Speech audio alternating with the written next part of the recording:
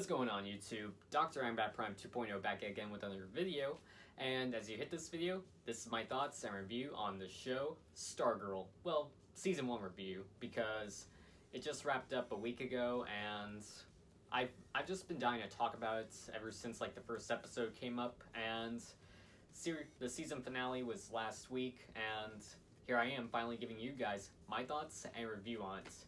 So, what do I think about the show Stargirl? I think the show Stargirl is just one of my top 5 favorite superhero shows, and probably somewhere in top 10 of every TV show that I enjoy. But I really love and enjoy everything about it. I mean, the action, the adventures, the story plots, the characters. It just has to be one of my favorite shows when it comes to superhero shows, and it's just that good and enjoyable. It's just that good. I really love it. I really enjoy it. I mean, am I excited for season 2? Yes, I am. Do I think this show deserves like some props and awards? Definitely yes. And do I have any complaints about the show? I only have one complaint, and that's, well, the first episode had a lot of teen drama, but I was a little bit okay with that because, I mean, some TV shows, well, some of my favorite shows actually do have some teen drama going on, and, well, I'll admit, it's a CW show, so a lot of CW shows gotta have some drama here and there, so yeah, there's that. But overall, I still love it, I still enjoy it, and I've just been dying to talk about this show for a little while now. I mean, I've ranted about it several times on social media, but hey, it's just that good of a show, and I love it, I enjoy it.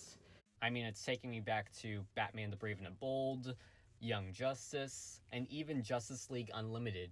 That's exactly what this show did. It just brought me back to those shows because, I mean, while we're all familiar with, you know, Batman, Superman, Green Lantern, Flash, Wonder Woman, which are A and B list heroes and characters, and then this show and those other shows I mentioned, they're all about C and D list heroes and characters like Dr. Fate, Black Canary, Black Lightning, Wildcat, and just so many characters you can think of in the world of of those shows and this shows.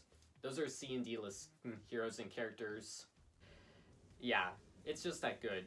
Now, I'd like to talk a little bit about some of the characters, and just to, in a way, talk about the whole series, I'll be talking about the characters, starting with the main character. Now I'd like to talk about Courtney Whitmore, aka Stargirl herself. I really like her. I think the actress that plays her is good. I mean, I love the costume. I mean, the actress that plays her is good. I really like how she goes from this journey of like being a schoolgirl who lost her father years ago, and then transforms herself into like a superhero that puts together this team of heroes known as the JSA. It's a really good story. It's just like Luke Skywalker goes from like this whiny farm boy to becoming one of the most powerful Jedis ever. That's kind of what Stargirl is, and I really like that story and that journey and everything that she goes through. And the staff is just so funny, so good. I mean, it brought some laughs here and there. I like how it has a personality, and in a way, it just reminds me of the Cloak of Levitation from Doctor Strange. Yeah, the staff had some laughs here and there, and I just loved and enjoyed whenever, well, the staff would just have some funny moments here and there, because again, it was good, and excellent at the same time. Now I'd like to talk about Pat Dugan, aka Stripesy, aka Stripe, who is played by the amazing Luke Wilson. I happen to like the relationship that he has with Courtney, and it's just funny, it's just all around good. I mean, I like how in public they would just be, well, just daughter and stepfather, and then when they're on the field fighting bad guys and all that, it was just funny and cool to see them like as heroes and sidekicks kind of thing, and it just worked very well. I mean, the acting for them was just, it was good. I mean, the acting's good in the show, so that's another good thing. Another character I loved and enjoyed would be Hourman.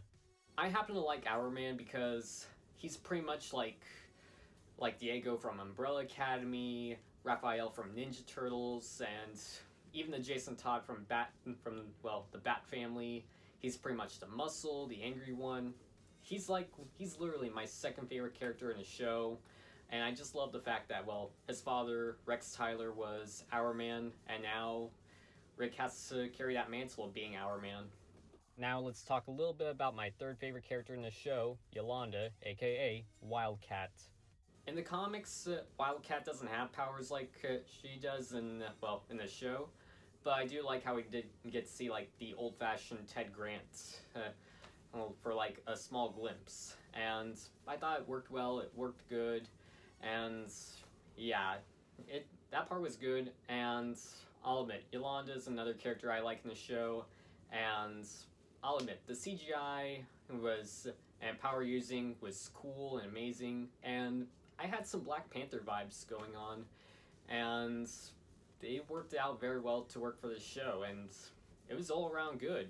I mean, because there was lots of stunt people going on, there was lots of CGI, and they did it very well. Of course, I also have to talk about Beth Chapel, aka Dr. Midnight.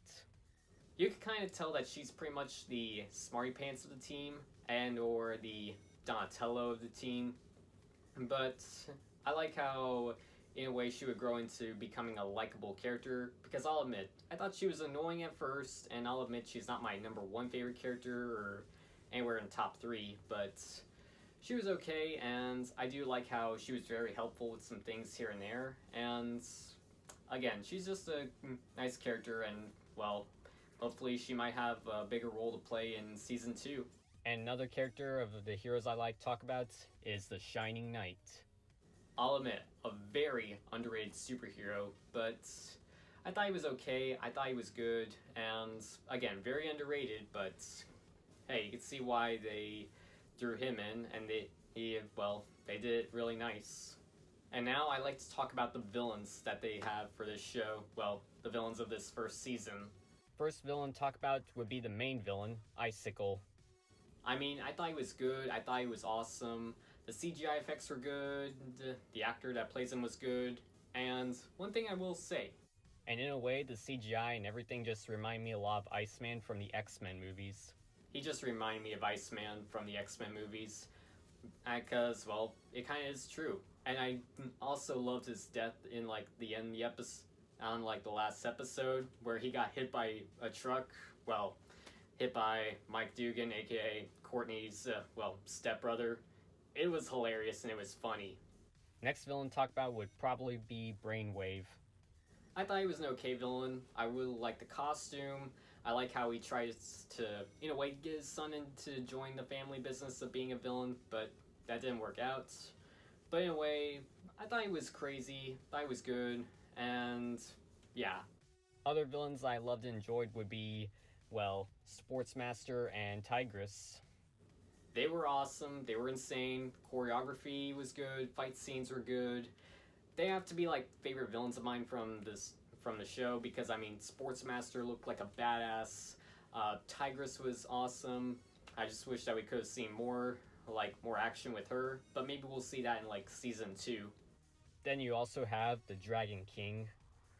He was insane, he was cool. I really like how most of the show they kept his mask on. It's pretty much like Mandalorian, where Pedro Pascal always has helmet on, and it wasn't until the last episode we finally got to see a full reveal. I mean, even though for Dragon King it was 2 or 3 episodes before it came to an end, but it was good, it was insane, and overall just enjoyable. And the villain I loved and enjoyed the most, even though he was only in it for a short time, was Solomon Grundy, and my god, he was awesome. Yeah, so I'm not just saying that because Solomon Grundy is one of my favorites, underrated Batman villains, and just one of my favorite villains in the show. Well, I'll admit number 1, but the way they revealed him was good. CGI was a little iffy, but it worked very well in the end. And I just like the reveal that they had for him, because I've been dying to see Solomon Grundy in the show, and they did it very well. And I really hope we see more of him in season 2. And yeah, that's basically everything I could say about, well, the villains. I mean, they were all good, they were all excellent. I love the costumes, love the actors. Uh, some, they definitely did their homework on some of these villains. It's like, because I mean, it's like they were ripped right out of the comics. I'll admit that. And maybe we'll see them in season 2, maybe not. I mean, if they don't, it's okay and I understand. But yeah, I mean, the villains, they were good. They were just good. I mean, we're gonna get the Shade, who's a popular Flash villain, and there was even a small glimpse of Eclipso, who seems like a perfect villain to have for next season of Stargirl. And of course, I am just excited to see Starman alive, and I'm pretty sure he's gonna play a big role for season 2. I mean, there's just so much more to say about the show. I mean, it's just overall good, funny. It's just, it just has the right amount of action and adventure. I mean, you really bond and connect with the characters here and there. It just has a good story from beginning to end.